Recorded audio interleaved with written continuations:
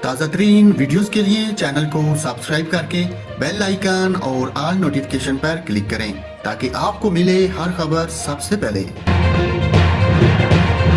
اور ناظرین، آپ کو افسوسناک خبر سے آگاہ کروں، تحریک انصاف کے ممبر قومی اسمبلی ڈاکٹر عامر لیاقت انتقال کر گئے۔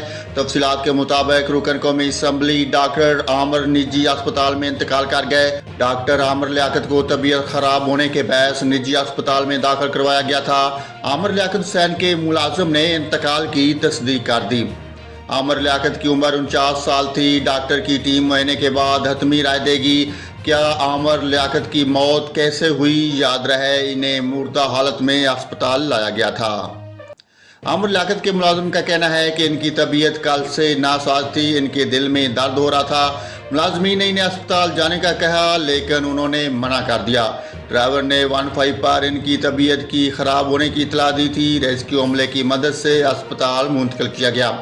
ڈی آئی جی ایسٹ مقدس حیدر کا کہنا ہے کہ عامر لیاقت کا انتقال اسپتال منتقلی سے آدھا گھنٹہ قبل ہوا۔ عامر لیاقت کے جسم پر تشدد کے کوئی نشانات نہیں، تاہم ان کا پوسٹ مارٹم کرایا جائے گا۔ وقوع سے شواہد اکٹھے کیے جا رہے ہیں۔